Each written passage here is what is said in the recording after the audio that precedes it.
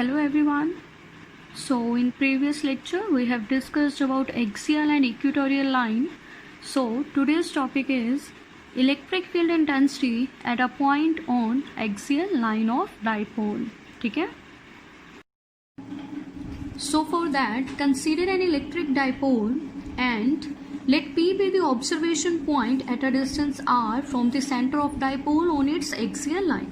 So see इसमें मैंने क्या लिखा है, सबसे पहले हम डाइपोल कंसीडर कर लेंगे. So see here हमारे पास AB पॉइंट्स के अक्रॉस इलेक्ट्रिक डाइपोल है, ठीक है, एंड O पॉइंट क्या है, centre of dipole.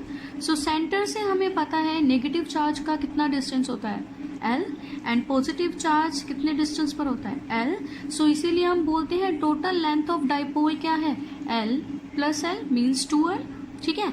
And electric dipole के पास एक वेक्टर क्वांटिटी होती है इलेक्ट्रिक डाइपोल मोमेंट, जिसकी डायरेक्शन क्या होती है नेगेटिव टू पॉजिटिव.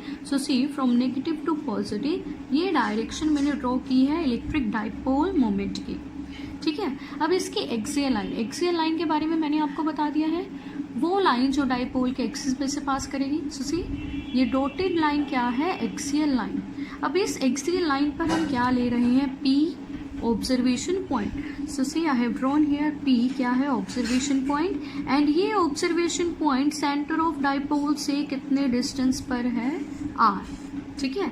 एंड अब हमें देखना है इस डाइपोल के कारण इस पॉइंट P पर net electric field means total electric field कितनी है, ठीक है.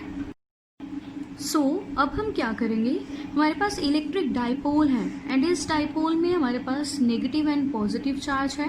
सो पहले हम क्या करेंगे, individually positive and negative charge के कारण इस पॉइंट P पर इलेक्ट्रिक फील्ड फाइंड कर लेंगे, ठीक है. सो सबसे पहले तो हम डायरेक्शन ड्रॉ कर लेते हैं, because positive charge and negative charge के कारण हमें इलेक्ट्रिक फील्ड की डायरेक्शन पता है. सो सी एट पॉइंट P इस पॉजिटिव चार्ज के कारण इलेक्ट्रिक फील्ड कैसी होगी, तो हमें पता है पॉजिटिव चार्ज से इलेक्ट्रिक फील्ड लाइंस आउटवर्ड्स जाती हैं, तो इस पॉजिटिव चार्ज के कारण इस पॉइंट P पर इलेक्ट्रिक फील्ड कैसे होगी, आउटवर्ड्स. तो हम इसे ड्रॉ कर लेते हैं. सी मैंने डायरेक्शन ड्रॉ कर दी है एंड इसे लिख दिया है E plus vector means electric field at point P due to positive charge. तो ये डायरेक्शन है. सिमिलरली नेगेटिव चार्ज के कारण हमें पता है इलेक्ट्रिक फील्ड की डायरेक्शन क्या होती है, इनवर्ड्स, ठीक है. सो सी नेगेटिव चार्ज ये है, इस ऑब्जर्वेशन पॉइंट पर हमें इलेक्ट्रिक फील्ड की डायरेक्शन देखनी है इसके कारण, तो ये कैसे होगी, inwards means towards the negative charge, ठीक है. सो यहाँ पर इलेक्ट्रिक फील्ड की डायरेक्शन क्या होगी, नेगेटिव चार्ज के कारण ये. फिर से रिपीट कर रही हूं मैं, पॉजिटिव चार्ज के कारण आउटवर्ड्स, नेगेटिव चार्ज के कारण इस पॉइंट P पर ही देखेंगे हम, ठीक है, कैसे होगी, इनवर्ड्स. सो सी मैंने E माइनस वेक्टर की डायरेक्शन भी ड्रॉ कर दी है, ठीक है. इसका मतलब है electric field at point P due to negative charge. अब अगर हम देखें दोनों चार्जेस की इलेक्ट्रिक फील्ड को, तो एक की डायरेक्शन फॉरवर्ड है, दूसरे की डायरेक्शन बैकवर्ड है, मींस दोनों की डायरेक्शन एट पॉइंट P क्या है, ऑपोजिट. तो इन दोनों का हमें नेट फाइंड करना है. नेट क्यों, बिकॉज हमें डाइपोल के लिए इलेक्ट्रिक फील्ड यहाँ पर फाइंड करनी है एंड डाइपोल में दोनों चार्जेस आते हैं, सो हमें इन दोनों का नेट फाइंड करना है. तो नेट फाइंड करने के लिए हम क्या करेंगे, दोनों को लास्ट में सबट्रैक्ट कर देंगे, ठीक है. सो ये स्टेप आप याद रखना कि हम इन्हें लास्ट में सबट्रैक्ट करेंगे, ठीक है. उसके लिए हमें क्या पता होना चाहिए, E प्लस वेक्टर की वैल्यू पता होनी चाहिए एंड E माइनस वेक्टर की वैल्यू पता होनी चाहिए. तो अब हम इनकी वैल्यूज लिखेंगे, ठीक है. So now observation point P पर हमें E plus and E minus की डायरेक्शन तो पता है, तो इसीलिए हम दोनों का मैग्नीट्यूड अब लिखेंगे, ठीक है. सो आपको पता है जनरल फॉर्मूला इलेक्ट्रिक फील्ड का क्या होता है, E is equal to 1/4 pi epsilon not Q by R square. So इस फॉर्मूले के अकॉर्डिंगली हम क्या लिखेंगे, E positive and E negative की वैल्यूज, ठीक है. So now magnitude of electric field due to positive charge at point P क्या होगी, सो उसका मैग्नीट्यूड हम कैसे लिखते हैं, E plus vector and mod represent करता है magnitude and it is equal to, इसके अकॉर्डिंगली लिखेंगे हम, देखो 1/4 पाई एप्सिलॉन नॉट, ठीक है, वही लिखा है मैंने, एंड यहाँ Q है तो यहाँ भी Q आएगा, अपॉन R स्क्वायर. अब जो r है वो डिस्टेंस होता है, यहाँ पर हमें देखना है ऑब्जर्वेशन पॉइंट का पॉजिटिव चार्ज तक क्या डिस्टेंस है, ठीक है। सो वो मैंने यहाँ लिखा है bp स्क्वायर। जैसे यहाँ पर भी स्क्वायर है तो यहाँ पर भी डिस्टेंस का क्या होगा, स्क्वायर। तो bp की वैल्यू हम देखते हैं पहले। सो सी हियर इन डायग्राम, ये हमारे पास पॉजिटिव चार्ज है किस पॉइंट पर, बी पॉइंट पर, एंड हमारा ऑब्जर्वेशन पॉइंट क्या है, पी। तो positive charge and observation point में जो डिस्टेंस होगा वो क्या होगा, बीपी। तो इसीलिए मैंने वहाँ बीपी स्क्वायर लिखा है। तो बीपी स्क्वायर या बीपी की वैल्यू कैसे फाइंड करनी है हमें, सी जो ऑब्जर्वेशन पॉइंट है वो सेंटर से कितने डिस्टेंस पर है, आर, बट हमें कहाँ तक जाना है, पॉजिटिव चार्ज तक। तो पूरे डिस्टेंस आर में से मैं कितना डिस्टेंस सब्ट्रैक्ट करूँ पॉजिटिव चार्ज तक आने के लिए। सो सी आर में से अगर मैं इस डिस्टेंस एल को सब्ट्रैक्ट कर दूँ तो आर माइनस एल क्या बचेगा हमारे पास, बीपी, ठीक है। सो बीपी किसके इक्वल है, आर में से कितना माइनस करेंगे हम, एल, ठीक है। So see here in next step मैंने लिखा है magnitude of electric field due to positive charge is equal to 1/4 pi epsilon not Q by BP की वैल्यू अभी मैंने आपको बताई है, आर माइनस एल थी, एंड इसका यहाँ स्क्वायर है तो इसका भी हम स्क्वायर कर देंगे। So let this be equation number 1, ठीक है। अब ये थी electric field due to positive charge. ऐसे ही हम इलेक्ट्रिक फील्ड का magnitude due to negative charge निकाल लेंगे। So similarly, electric field due to minus q charge at point P. So minus q charge के कारण P पॉइंट पे कितनी इलेक्ट्रिक फील्ड होगी उसका मैग्नीट्यूड लिखेंगे हम। So magnitude of E negative vector is equal to 1/4 pi epsilon not Q by, यहाँ पर जैसे मैंने बताया R स्क्वायर होता है, मीन्स डिस्टेंस का स्क्वायर होता है। तो अब हमें यहाँ डिस्टेंस चाहिए negative charge and observation point का, तो वो मैंने लिखा है AP। सो इसे भी हम डायग्राम में से देख लेते हैं। सो सी हियर नेगेटिव चार्ज हमारे पास है A पोजीशन पर एंड ऑब्जर्वेशन पॉइंट को तो हम P ही ले रहे हैं, तो इन दोनों में डिस्टेंस क्या होगा, AP, इसीलिए वहाँ मैंने AP स्क्वायर लिखा है, ठीक है। सो ये डिस्टेंस कैलकुलेट कैसे करना है हमें, सी ऑब्जर्वेशन पॉइंट का डिस्टेंस सेंटर ऑफ डाइपोल तक कितना है, R। तो इस R में मैं क्या ऐड करूं कि इस नेगेटिव चार्ज तक पहुंच जाऊं। सो सी हियर R में अगर मैं ये डिस्टेंस L ऐड कर दूं तो हमारे पास AP आ जाएगा। सो AP की वैल्यू अब क्या होगी, R प्लस L, ठीक है। So see here next step में मैंने वही लिखा है magnitude of E minus is equal to 1/4 pi epsilon not Q by R plus L का स्क्वायर, ठीक है। So let this be equation number 2। अब हमारे पास E प्लस की वैल्यू है, E माइनस की वैल्यू है, बट हमें नेट इलेक्ट्रिक फील्ड चाहिए। तो नेट इलेक्ट्रिक फील्ड कैलकुलेट करने के लिए मैंने स्टार्टिंग में आपको बताया है हम क्या करेंगे, सब्ट्रैक्ट, ठीक है। सो सब्ट्रैक्ट किसे करेंगे, सी जो E प्लस वेक्टर है उसकी डायरेक्शन है फॉरवर्ड, E माइनस वेक्टर की डायरेक्शन है बैकवर्ड। तो हम क्या करेंगे, फॉरवर्ड वाले वेक्टर में से बैकवर्ड वाला वेक्टर की वैल्यू या मैग्नीट्यूड को सब्ट्रैक्ट कर देंगे, ठीक है। So I have written in next step net electric field को हम लिखेंगे E एक्सियल, AX जो है वो इनिशियल रिप्रेजेंट करेगा कि हम किस लाइन की बात कर रहे हैं, एक्सियल लाइन की, ठीक है। इसका मैग्नीट्यूड किसके इक्वल होगा, फॉरवर्ड डायरेक्शन में ये थी हमारे पास। सो E पॉजिटिव का मैग्नीट्यूड माइनस E नेगेटिव का मैग्नीट्यूड, ठीक है। आपको यहाँ पर मोड लगाने की नीड नहीं है, आप इसे ऐसे भी लिख सकते हैं, E axial is equal to E plus minus E minus, ठीक है। मोड लगाओगे तो मैग्नीट्यूड को रिप्रेजेंट कर रहा है, अगर मोड नहीं भी लगाएंगे तो आप ऐसे भी लिख सकते हैं, ठीक है। अब इनकी वैल्यूज हैं हमारे पास फ्रॉम इक्वेशन 1 एंड 2, तो वो वैल्यूज हम पुट करेंगे। So we have magnitude of E on axial line is equal to 1/4 pi epsilon not Q by R minus L square. E plus का मैग्नीट्यूड की वैल्यू पुट कर दी minus 1/4 pi epsilon not Q by R plus L square, ठीक है। So values put कर दी। अब इनमें से जो कॉमन आ रहा है, कॉमन आ रहा है हमारे पास Q/4 पाई एप्सिलॉन नॉट, तो इसे बाहर ले लेंगे हम। सो सी नेक्स्ट स्टेप में मैंने बाहर लिखा है Q/4 pi epsilon not bracket star, तो अंदर क्या रह जाएगा 1/R minus L square minus 1/R plus L square bracket close, ठीक है। अब हम इसका एलसीएम लेंगे एंड सॉल्व करेंगे। तो जब हम एलसीएम लेंगे ये दोनों फैक्टर्स डिनोमिनेटर में मल्टीप्लाई हो जाएंगे, ठीक है। एंड इस साइड, जिस साइड 1 था वहाँ हमारे पास क्या आ जाएगा, r plus L square minus इस साइड क्या आ जाएगा, r माइनस एल स्क्वायर, ठीक है।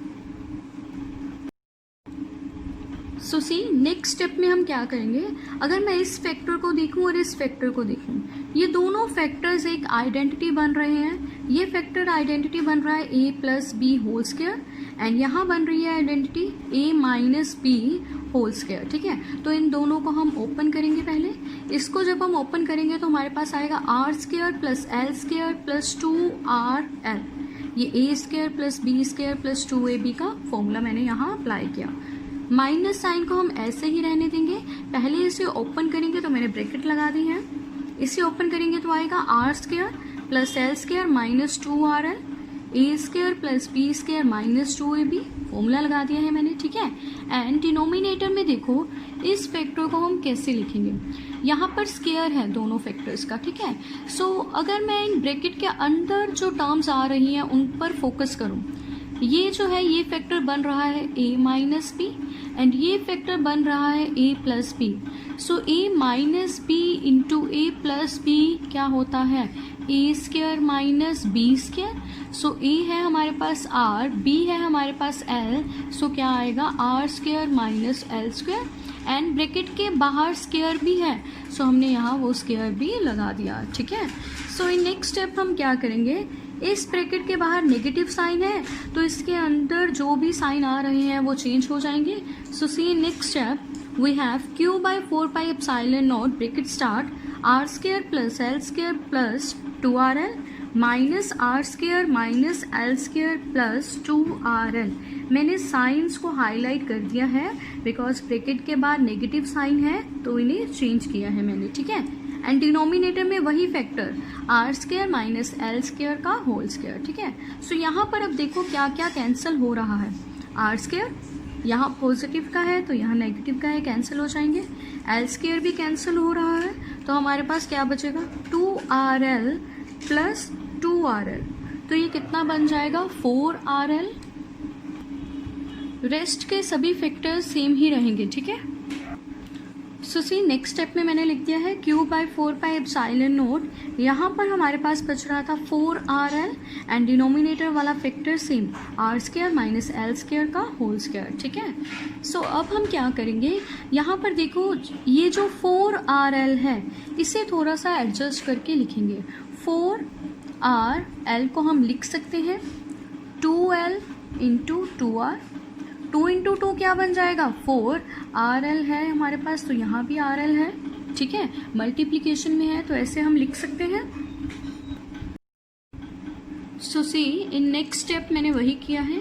न्यूमरेटर में हमारे पास था q इंटू 4rl, ठीक है, जिसमें से मैंने q इंटू 2l को अलग से लिख दिया है एंड इंटू 2r कर दिया है। अब हमारे पास q इंटू 2l क्या होता है, इलेक्ट्रिक डाइपोल मोमेंट p। सो हम इस फैक्टर को रिप्लेस करेंगे p से, ठीक है। सो p को हम ऐसे भी लिख सकते हैं, वेक्टर p का मोड, सेम थिंग है, आप किसी भी वे से लिख सकते हैं, ठीक है। So electric field on axial line is equal to, इस 2r को मैंने ऐसे लिख दिया है 2 इंटू p का mod into r divided by denominator वाला फैक्टर सेम ही है, ठीक है। सो this is the required expression for magnitude of electric field at point P। जो P था हमारा ऑब्जर्वेशन पॉइंट, उस पॉइंट पर इलेक्ट्रिक फील्ड डाइपोल के कारण इतनी आ रही है इन मैग्नीट्यूड, ठीक है। सो सी हम सब्ट्रैक्ट कर रहे थे, किसे सब्ट्रैक्ट कर रहे थे, E प्लस में से E माइनस को, इनको सब्ट्रैक्ट करने के बाद हमारे पास रिजल्ट नॉन ज़ीरो आ रहा है। वो रिजल्ट नॉन ज़ीरो क्या है, ये मीन्स एक्सियल लाइन पर जो हम P पॉइंट कंसिडर कर रहे हैं वहाँ पर कुछ ना कुछ इलेक्ट्रिक फील्ड डाइपोल के कारण होगी ही होगी, ठीक है। ये तो था मैग्नीट्यूड। अब जो नेट इलेक्ट्रिक फील्ड है ये वाली, इसकी डायरेक्शन क्या होगी। सो डायरेक्शन के लिए हम इसके वेक्टर फॉर्म लिखेंगे, ठीक है। सो वेक्टर फॉर्म लिखने के लिए हमें डायग्राम से नेट इलेक्ट्रिक फील्ड की मीन्स ई एक्सियल वेक्टर की डायरेक्शन देखनी है, ठीक है। सो सी ये हमारे पास इलेक्ट्रिक डाइपोल था ए बी पॉइंट्स पर, एंड पी क्या था हमारा ऑब्जर्वेशन पॉइंट। इस डाइपोल का डाइपोल मूवमेंट किस डायरेक्शन में है, इस डायरेक्शन में, पी वेक्टर। एंड इस ऑब्जर्वेशन पॉइंट पी पर हम क्या कर रहे थे, जो फॉरवर्ड डायरेक्शन में हमारे पास इलेक्ट्रिक फील्ड थी ई पॉजिटिव वेक्टर, इसमें से हम सब्ट्रैक्ट कर रहे थे जो बैकवर्ड डायरेक्शन में फील्ड थी ई नेगेटिव वेक्टर, ठीक है। एंड इन दोनों को सब्ट्रैक्ट करने के बाद हमारे पास क्या आया, नॉन जीरो आंसर आया। वो नॉन जीरो आंसर पॉजिटिव आया, ठीक है। अब हम इसमें से इसे सब्ट्रैक्ट कर रहे थे, मींस ये क्वांटिटी ज़्यादा होगी इस क्वांटिटी से, ठीक है। सो तभी हमारा आंसर क्या आ रहा है, पॉजिटिव एंड नॉन ज़ीरो आ रहा है। तो इसी वेक्टर के डायरेक्शन में हमारी नेट इलेक्ट्रिक फील्ड की डायरेक्शन होगी, ठीक है। सो देखो मैंने वही डायरेक्शन ड्रॉ की है ई एक्सियल वेक्टर की, ठीक है। सो सी अब मैंने सिर्फ नेट इलेक्ट्रिक फील्ड की डायरेक्शन ही ड्रॉ की है, आपको वो ई पॉजिटिव एंड ई माइनस जो है वो वेक्टर्स ड्रॉ करने की नीड नहीं है, ठीक है।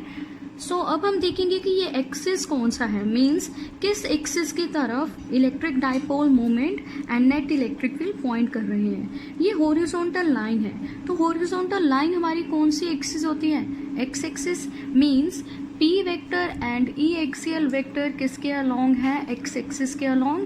एंड एक्स एक्सिस के साथ हमारे पास जो यूनिट वेक्टर एसोसिएट है वो कौन सा है, I cap. So vector form हम कैसे लिखेंगे, E axial vector is equal to 1/4 pi epsilon not 2pr by are square minus L square का होल स्क्वायर, ठीक है। सेम चीज लिखेंगे, सिर्फ मैग्नीट्यूड हटा देंगे एंड इस पूरी वैल्यू के साथ हम यूनिट वेक्टर जो हमारे डायरेक्शन को रिप्रेजेंट कर रहा है उसे लगा देंगे, ठीक है। सो वो यूनिट वेक्टर क्या है हमारे पास, आई कैप, ठीक है।